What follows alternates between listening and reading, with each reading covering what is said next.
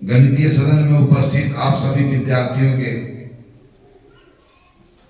अच्छे गणितीय ज्ञान और गणित के क्षेत्र में आप बड़े होकर बड़ा से बड़ा नाम करें, ऐसा कामना करते हुए गणितीय सदन की हम शुरुआत करते हैं जोरदार तालियों के साथ।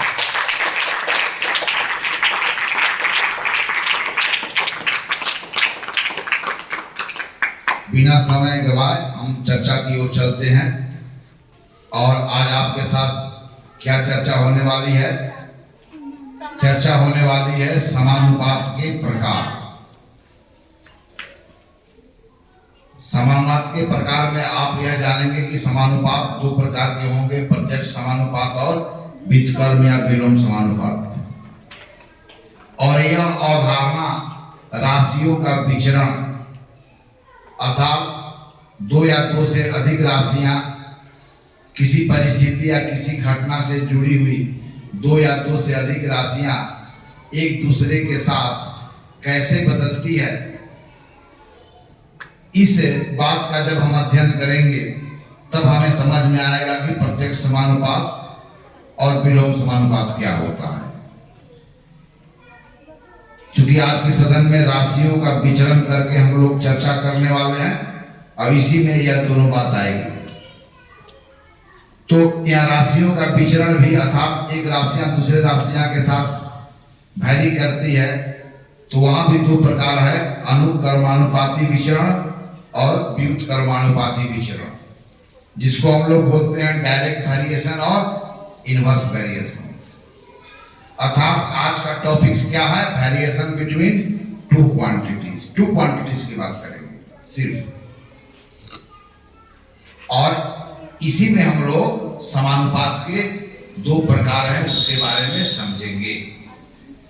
और समानुपात क्या है इसके बारे में तो आप अच्छी तरह समझ गए। समानुपात के मतलब अनुपात के बीच में जब बराबरी का संबंध हो, right, equality between two ratios.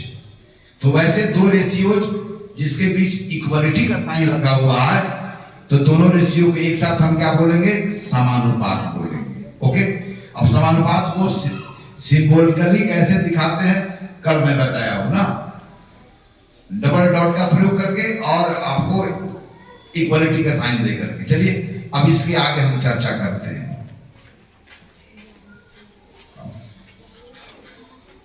तो हम चर्चा का शुरुआत करते हैं राशियों का विचरण। और राशियां दो प्रकार से बदलती है, एक को बोलेंगे अनुकर्मानुपाती विचरण और एक को बोलेंगे व्युत्क्रमानुपाती विचरण। जरा देखेंगे इस बात को। राशियां क्या है ये तो आप बहुत अच्छी तरह से जानते होंगे, वह जिसे मापा जा सके। तो क्या क्या मापा जाता है? वह जिसे तौला जा सके और वह जिसे गिना जा सके। तो मापते होंगे, तौलते होंगे, गिनते होंगे, तो वहां पर किसकी आवश्यकता पड़ती होगी? संख्या की, राइट। तो क्या क्या मापा जाता है? भार मापा जाता है, एरिया मापी जाती है, आयतन मापा जाता है। तो मापते हैं, तौलते हैं या आप गिनते हैं, तो वह सब क्या है? एक प्रकार का मेजरमेंट है। तो वह जिसे मापा जा सके उसे राशि कहेंगे। तो मापा जाएगा तो किसी चीज को मापने के लिए हमें क्या क्या आवश्यकता होगा? मापने के लिए, गिनने के लिए क्या क्या आवश्यकता होगा? इकाई की आवश्यकता होगा और संख्या की। जब मापते हैं, तौलते हैं, गिनते हैं इत्यादि यह कार्य करते हैं, तो क्या क्या आवश्यकता होगा? इकाई का और संख्या का। तो इसको हम ऐसे कह सकते हैं, वह जिसको व्यक्त करने के लिए इकाई और संख्या दोनों की आवश्यकता हो उसे क्या कहेंगे? राशि कहेंगे।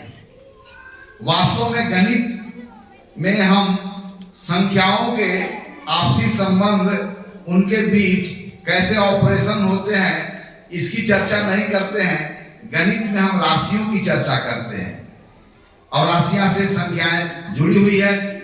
चूंकि पहले आप एक तय करते हैं, वह एक कितनी बार आए इसके लिए संख्या की आवश्यकता होगी। तो मैं कहूंगा कि 40 किलोग्राम संख्या है कि राशि है? क्या है? क्या बोलो 40 किलोग्राम क्या है? अगर मैं बोलूंगा कि 40 किलोग्राम क्या है तो क्या बोलो? राशि है। और इस राशि का नाम क्या है? भार है। आप बोलते हो 50 मीटर, तो 50 मीटर क्या है? और यह इस राशि का नाम क्या है? लंबाई है। ओके। जब बोलते हो कि 20 लीटर, तो यह 20 लीटर क्या है? आयतन का माप है। ओके। तो इस राशि का नाम क्या है? आयतन है। ओके। अब आइए, तो राशियां क्या है? जिसे मापा जा सके, अर्थात उसको व्यक्त करने के लिए इकाई और संख्या की दोनों की आवश्यकता हो। इस डिफिनेशन को कई बार मैं लिखवा चुका हूं ना। अब देखिए, हमारे संसार में कोई भी घटनाएं अगर घटती है तो वहां पर उससे जुड़ी हुई कई कारक होते हैं, और वह सब कारक एक दूसरे के सापेक्ष उसमें परिवर्तन होता है। तब गणितीय दृष्टि से यहां पर यह महत्वपूर्ण है कि उसमें जो राशियां हैं आपस में एक दूसरे के साथ किस दर से बदल रही है। अगर किसी घटना में जुड़ी हुई दो राशियों के बीच बदलाव मुझे पता है, उसका दर पता है, तो उस समय कोई भी एक राशि का वैल्यू दिया रहेगा तो उसके संगत दूसरी राशि का वैल्यू क्या होगा, इन्हीं बात को पता करना है। ओके। चलिए, मार्केट में जब आप वस्तुओं को खरीदते हैं, हम सब्जी को खरीदने की बात करें तो सब्जी को खरीदने समय दो राशियां को आप ध्यान दें, एक भार है और एक क्या है? मूल्य है। ओके। जब मार्केट में आप जाते हो तो वहां पर सब्जी की जो खरीद बिक्री हो रही है उसमें दो राशियां जुड़ा हुआ है। कौन कौन जुड़ा हुआ? भार और वैसे कई राशियां जुड़ा हुआ है, लेकिन हम इन दो राशियों को देखें तो क्या भार और मूल्य एक दूसरे के साथ बदलते हैं कि नहीं? चलिए, टमाटर का भाव क्या है और टमाटर का भाव बताना के मतलब कि भार मूल्य के साथ कैसे जुड़ा हुआ है। अब मान लो कि यहां पर लिख देते हैं 1 केजी टमाटर का मूल्य 5 केजी दिया हुआ है, ऐसे 5 रुपया, तो 5 रुपया हो गया। तो टमाटर का मूल्य क्या होगा?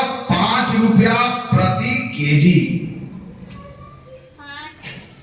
क्या बोलो? 5 रुपया प्रति केजी। 5 rupees per KG.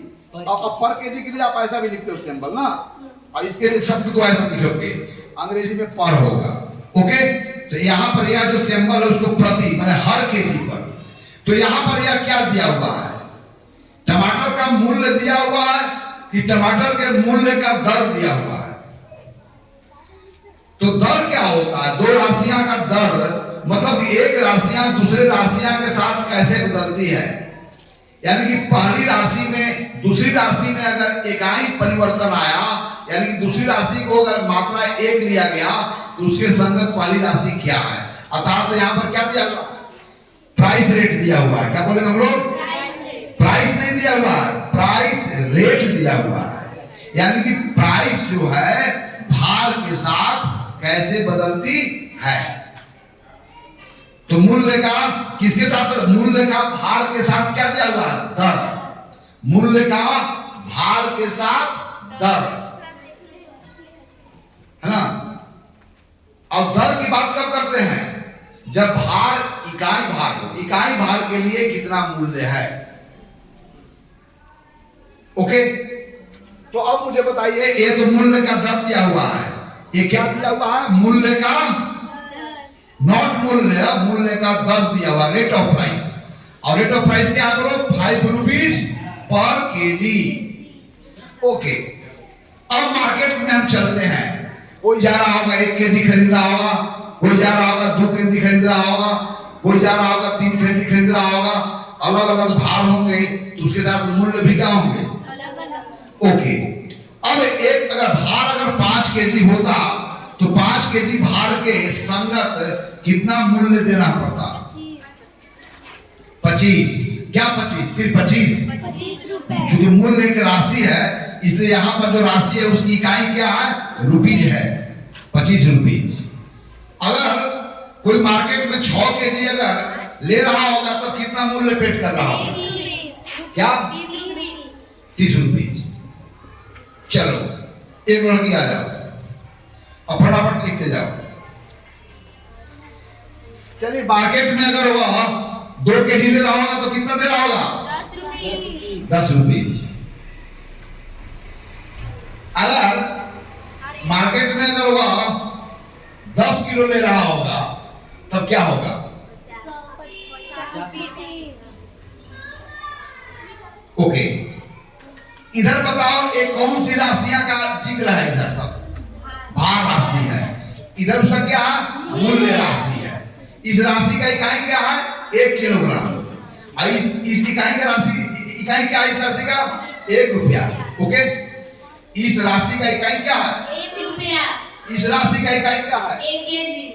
अच्छा, मार्केट और यह क्या है? मूल्य का दर। यानी कि मूल्य का दर का मतलब होता है कि मूल्य भार के साथ कैसे जुड़ा हुआ है? जब भार 1 इकाई लिया गया, यानी 1 इकाई भार के जो संगत मूल्य होगा वह मूल्य का दर बता रहा होगा प्रति केजी या अब जो मिले। अब देखिए जरा, भार बदला। अगर भार को हम लोग x1 कर देते हैं, भार को हम लोग सिंबॉलिकली 1 से डिनोट करें, और भार को हम W से डिनोट करें, W से वेट, और मूल्य को हम P से डिनोट करें। P क्यों ले रहा है? अंग्रेजी में क्या होता है? प्राइस। और क्या होता है? वेट। अब देखो, मार्केट में वेट और प्राइस 2 राशियां हैं, और दोनों राशियां के बीच में क्या हो रहा है? बदलाव हो रही है कि नहीं हो रही है? लेकिन बदलाव कैसे हो रही है? क्या बदलाव का दर अलग अलग है? कि बदलाव तो हो रही है, लेकिन एक दूसरे के साथ जो बदलने के तरीका है उसमें कोई बदलाव नहीं हो रही है। भार बदला, मूल्य बदला। 5 केजी के संगत 25 रुपया, 6 केजी के संगत 30 रुपया, 2 केजी के, अर्थात भार और मूल्य के बीच क्या हो रहा है? मूल्य के बीच क्या हो रहा है? वेरिएशन हो रहा है। और कैसा वेरिएशन हो रहा है? दोनों वैरी कर रहा है, बट क्या नहीं बदल रहा? What is not varying actually there? Weight is varying, price is varying. There are particular price correspond to particular weight. Means if weight is changed, corresponding value of the price is automatically changed. But what is not changing in this mathematical event? इन बदलाव में क्या नहीं बदल रहा है? चलिए भार के लिए इसको हम W1 लिखे। आ जाओ। पहला भार को हम लोग क्या खास नाम दिए? W1। तो उसके संगत जो मूल्य है उसको क्या कहेंगे हम लोग? P। क्या करना चाहिए? P1। यस, तो इसके लिखो W2 P2 लिखो। ये दूसरा भार है, तो उसके संगत वैल्यू क्या है? P2 है। सिंबॉलिकली डिनोट कर रहा है।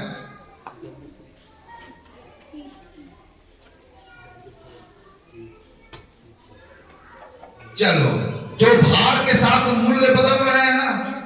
अलग अलग भारों के संगत मूल्य एक ही है कि अलग अलग है? अलग अलग है। राइट। लेकिन इस बदलाव में क्या नहीं बदल रहा है? या दोनों बदल रहा है? तो यह बदलाव कैसा बदलाव है? उसमें कौन चीज है जो एक कांस्टेंट है? राइट। चलिए अब इस बात को जानने के लिए आप रुके, यहां पर आप रुके। आप पहला जो है W1 W2 का अनुपात बनाइए, कितना हुआ? W1 अनुपात W2 कितना हुआ? आप पहले लिख लीजिए W अनुपात W2, क्योंकि जिक्र हो जाए किन 2 भारों का अनुपात ले रहे हैं। इनके संगत मूल्यों का अनुपात पता कितना हुआ है? बराबर लिखिए।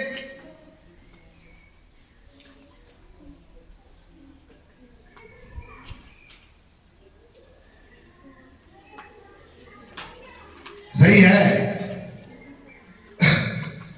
यहाँ W और W2 का अनुपात कितना हुआ? ठीक है, right right, you are right. अब इसके संगत मूल्य क्या कह रहे हैं? W1 के संगत कौन सा मूल्य रहा होगा? 25। उसका नाम क्या दिया आपने? P1। और W2 के संगत मूल्य क्या है? P2। आप उसका अनुपात बनाइए।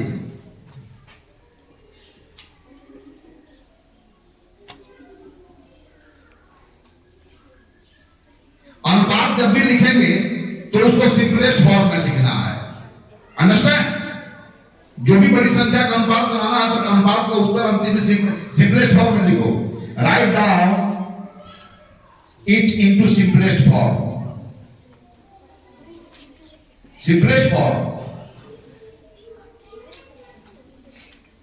सिंपलेस्ट फॉर्म होगा। कौन लिख सकता है इसको? सिंपलेस्ट फॉर्म में वह कौन बड़ी से बड़ी संख्या है जो दोनों को डिवाइड करता है? 5। तो 5 से दोनों को डिवाइड करो। ये 5 से डिवाइड करोगे, ठीक है ठीक है ठीक है। चलो ओके हो गया ना? चलो W1 और W2 का अनुपात कितना है? 5:6। और P1 और उसके संगत मूल्यों का अनुपात भी क्या है? 5:6। तो W2 का कितना गुना है? 5/6 गुना। W1 W2 कितने गुना है? तो P1 भी P2 का कितने गुना है? चलिए आपका दूसरा नंबर किया, कोई आएगा स्टूडेंट हो? यहाँ पर अब W2 और W3 का अनुपात बनाना है, उसके संगत मूल्य P2 और P3 का अनुपात बनाना है। कौन बनाएगा? आओ चलो इधर बनाओ। इसको मैं बताता हूं जहां पर जरूरत नहीं है, ये रिपोर्ट रहना चाहिए। चलो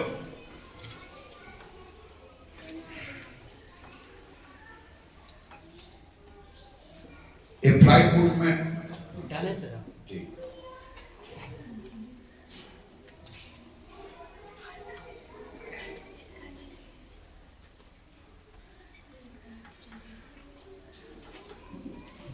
देखा W2 अनुपात W3।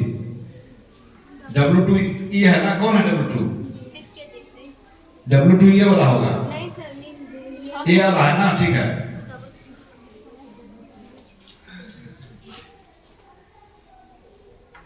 ऐसे कैसे होगा? W2 कौन है? पर W1 कौन है? 5 kg।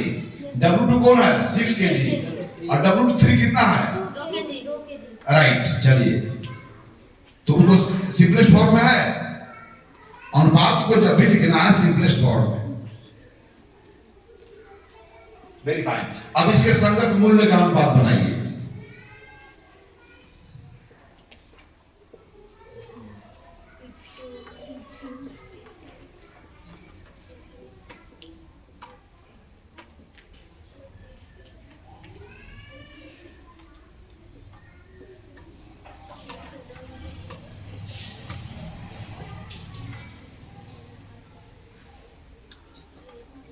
Very fine. चलिए अब आइए, अब W3 W4 है, W3 W4 का अनुपात बनाओ, उसके संगत मूल्य का अनुपात बनाओ। कौन बनाएगी?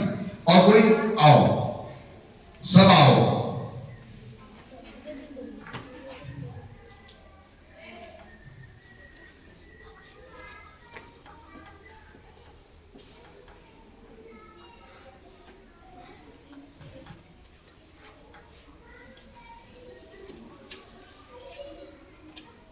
क्या होगा बोलो? चलो उसके संगत मूल्य का अनुपात बनाओ।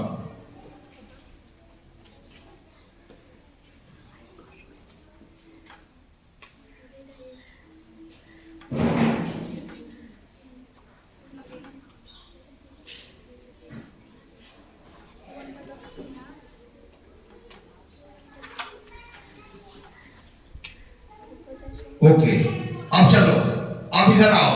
अब तीसरा यहां पर, ठीक है। अब यहां पर इसमें इकाई को चेर यहां W1 और P1 का अनुपात बनाओ, फिर W2 और P2 का अनुपात बनाओ। मार्केट में जब भी बदलाव हुआ है, अगर W1 हो गया तो P1 हो गया, तो उस समय के जो मूल्य के संगत जो प्राइस है उसका भी अनुपात बनाओ। कौन बनाएगा? आओ, मतलब P1 बटा W1 बटा P1 का अनुपात बनाना है। चलो आओ, कौन बनाएगा? इकाई का ख्याल नहीं करना, दोनों की इकाई अलग अलग। अब W यानी भार जब W1 हुआ तो अनुपात P1 हुआ, भार जब W2 हुआ तो अनुपात P2 हुआ, भार जब W3 हुआ तो अनुपात P3 हुआ।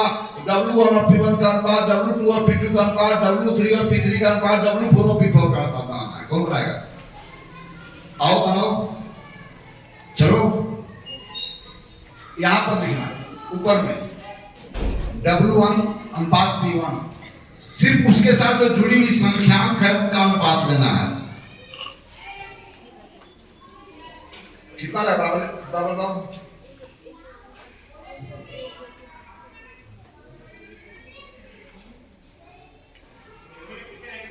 सही है। W1 कितना है? 5 kg।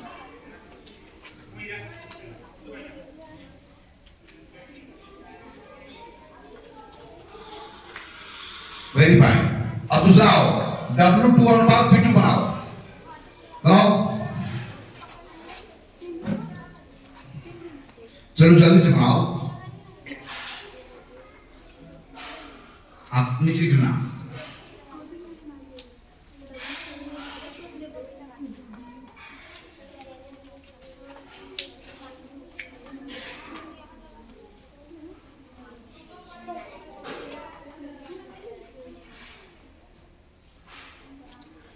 Very fine.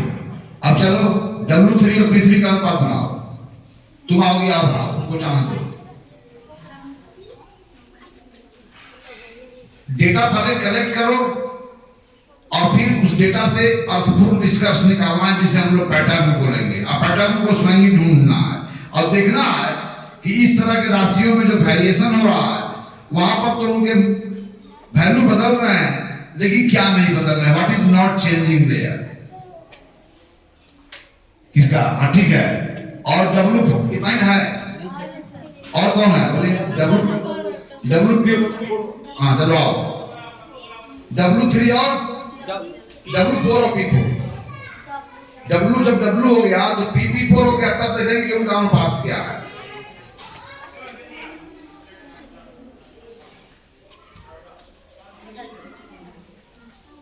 बढ़िया से लिखो, कॉन्फिडेंट।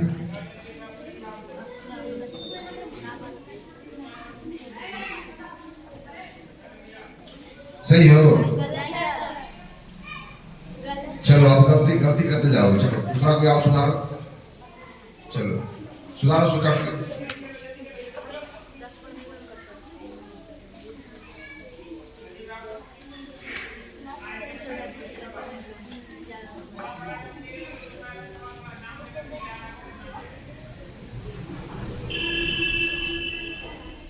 चलो अब इतना तो क्लियर हो गया। अब फिर रुक जाओ।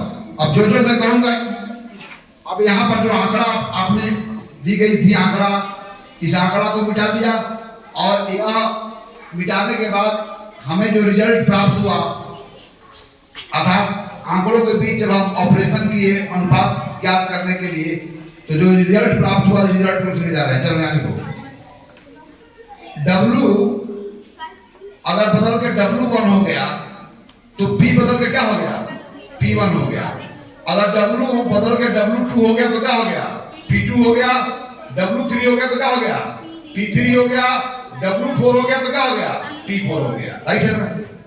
तो यहां पर W और P का अनुपात, यहां को ज्ञात करना। W और P के अनुपात के बारे में हमको कहना है कि इसका कैरेक्टर क्या है। तो आप देखिए W1 बटा P1, आप लिखिए W1 बटा P1 भी कितना है ब्रो? अब जब भिन्न में बदले तो भिन्न बदलो, लिखो 1 बटा बराबर 1 बटा 5। यहाँ देखो W2 बटा P2, ये भी कितना है? यस। फिर नीचे लिखो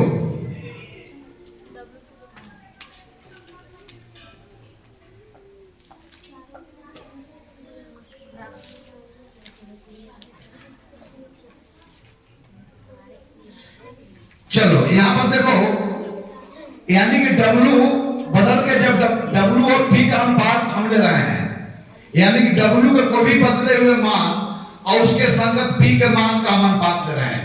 तो W बटा P क्या?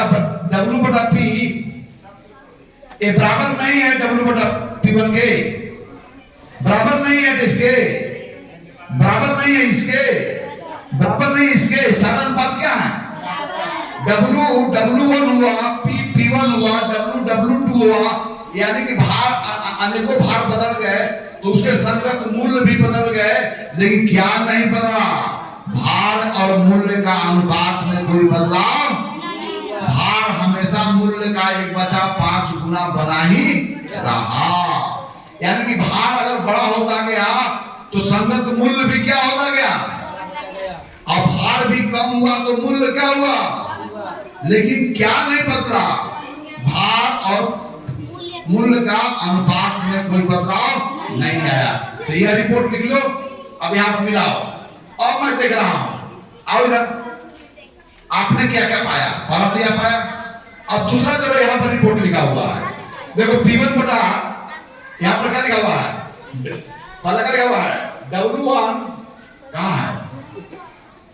हाँ, ये P1 और P2 का अनुपात। हाँ चलो, तो W1 बटा W2 कितना हुआ? W1 बटा W2 कितना? W1 और W2 का अनुपात कितना है? तो उसके संगत P1 और P2 का अनुपात कितना है? तो दोनों अनुपात क्या है? तो W1 और W2 और P1 और P2 दोनों अनुपात के बीच में बराबरी का संबंध लिख सकता है कि नहीं है? तो दो अनुपात बराबर होंगे तो ये भी एक समानुपात हो गए। जरा दिखाइए, तो W1 बटा W2 कितना बराबर है? बोलो। वहां W1 बटा W2 लिखो, तो रिपोर्ट मालूम है कि दोनों अनुपात बराबर है। W1 ये किसके बराबर है? बराबर लिखो। अच्छा अब बताओ यहां पर दूसरा हो, दूसरा हो, W3 W4 किसके बराबर है? P3 P4। The ratio of W3 to W4 और the ratio of P3 to P4 कितना है? 2:1 है। यानी कि यहाँ W3 W4 का दुगना है, P3 भी P4 का क्या है? यानी कि W3 W4 जब यहाँ पर वजन भार जो है अपने पहले वाला भार के दुगना हो गया तो मूल्य भी पहले वाला मूल्य का क्या हो गया? दुगना हो गया। अब इस रिपोर्ट को यहाँ पर लिखो, इस रिपोर्ट को यहाँ पर लिखो। कौन लिखे? आओ आओ जल्दी। तो W1 बटा W2 तो किसके? W1 बटा W2 का अनुपात किसके बराबर हो गया? बोलो। P1 बटा P2। चलो अब आगे तो कौन लिखो?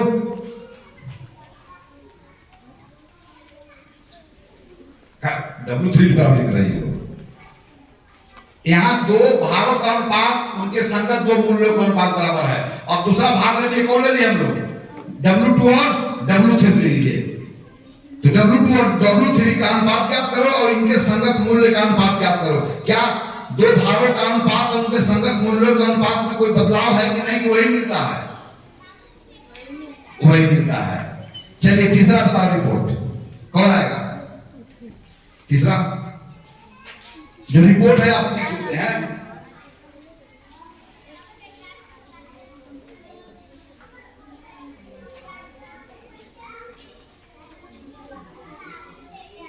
Very fine. अब आइए, अब आपका यह रिपोर्ट है। The result of your data by doing operations between the number which is called ratio. अब यहां पर क्या देखा? भार अगर बदल के W1 हो गया तो मूल्य भी बदला कि नहीं बदला? लेकिन क्या यहां पर नहीं बदला? उनका अनुपात हमेशा भार मूल्य का जितके गुना, मतलब जितना गुना यहाँ कितना रिपोर्ट था इसमें? 1:5 था ना? कितना था? 5:1 था ना? 1:5 था। यानी कि अब देखो W और P का अनुपात में कोई बदलाव नहीं है। अनुपात कितना बना रहा है? 1/5। अब भिन्न की भाषा में W बटा P किसके बराबर है? इंप्लाइज दैट W जो है वो प्राइस का कितना गुना है? 1/5 गुना। यानी कि WP का 1/5 गुना हमेशा बना रहा, इसमें कोई बदलाव नहीं आया। यानी कि अगर भार बदल गए तो मूल्य बदल गए, लेकिन भार और मूल्य का अनुपात नहीं बदल रहा है। अगर भार अगर बढ़ रहा है तो मूल्य भी क्या हो रहा है? बढ़ रहा है। भार घट रहे हैं तो मूल्य भी क्या रहे हैं, लेकिन भार और मूल्य का अनुपात में कोई बदलाव नहीं है।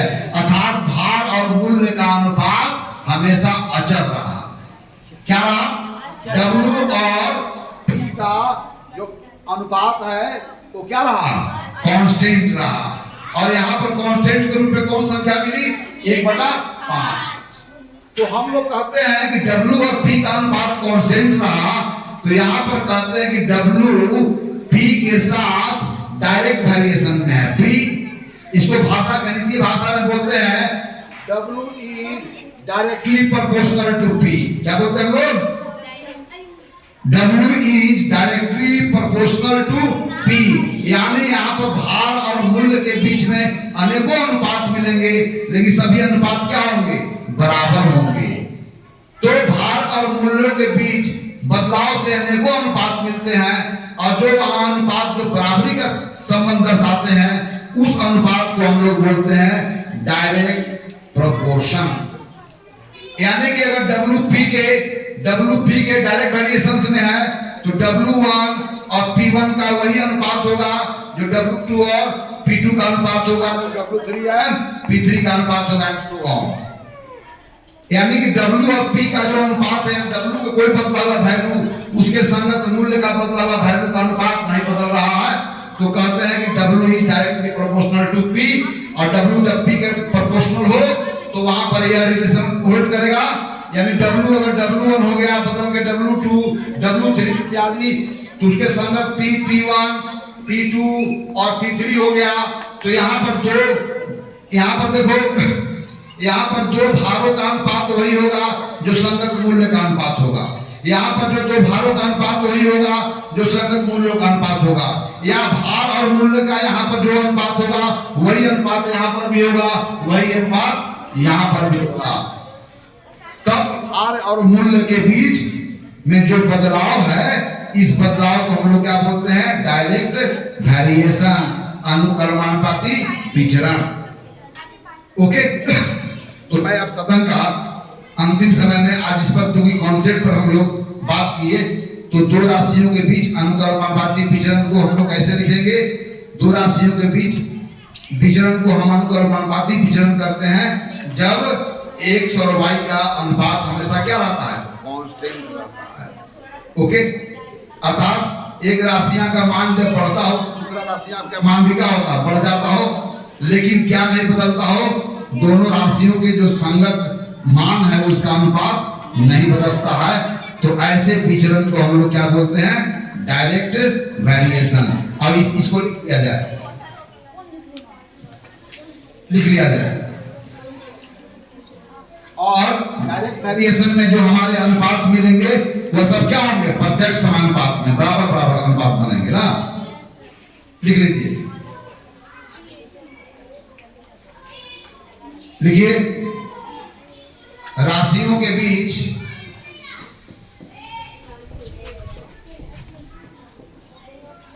अनुक्रमानुपाती विचरण।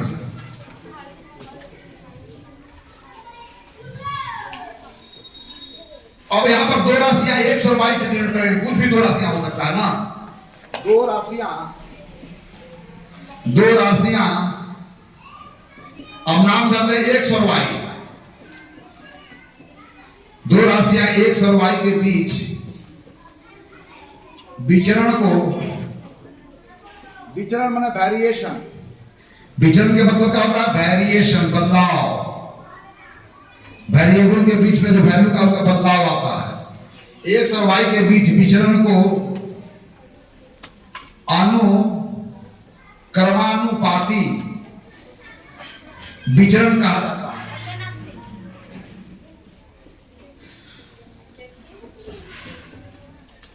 जब X और Y का अनुपात हमेशा क्या हो? कांस्टेंट हो।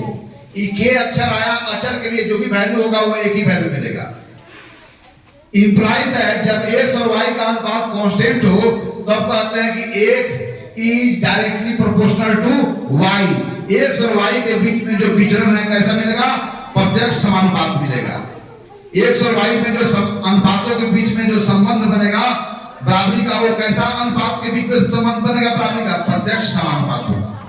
ओके, अच्छा, इंप्लाइज दैट इसका मतलब हुआ कि X का वैल्यू अगर X1 है और अगर तो y1 का अनुपात वही होगा जो x2 और y2 का अनुपात होगा, जो x3 और y3 का अनुपात होगा, डॉट डॉट डॉट। ऐसे सभी अनुपात किसके बराबर होगा? k के बराबर होगा। इसमें इंप्लाइज दैट अगर दो x1 और x2 x के दो बदले हुए वैल्यू का अनुपात उतना ही होगा जो इसके संगत तो y बदले हुए वैल्यू का अनुपात होगा। दैट इज x1 बराबर x2, y1 बराबर y2, x3 बटा x4 बराबर क्या हो जाएगा? y3 बटा y4। और क्रॉस मल्टीप्लिकेशन करके जब y1 x2 का स्थान पर आ जाएगा तो x2 y1 का स्थान पर आ जाएगा। क्या? तो आज हम लोग समानुपात के प्रकार में यह पता है कि दो राशियां x और y के बीच बदलाव को में प्रत्यक्ष समानुपात होता है तब जब उनके बीच में अनुक्रमानुपाती विचरण हो, अर्थात x का वैल्यू बदलता हो, y का वैल्यू बदलता हो, लेकिन x और y का अनुपात में कोई बदलाव नहीं आता हो, तो ऐसे विचरण को हम लोग बोलते हैं डायरेक्ट वेरिएशन। आज इन्हीं जानकारियों के साथ हम सदन को समाप्त करते हैं। फिर इस अवधारणा पर आधारित प्रश्नों का समाधान आपके प्रयास से हम लोग कल सदन में करेंगे।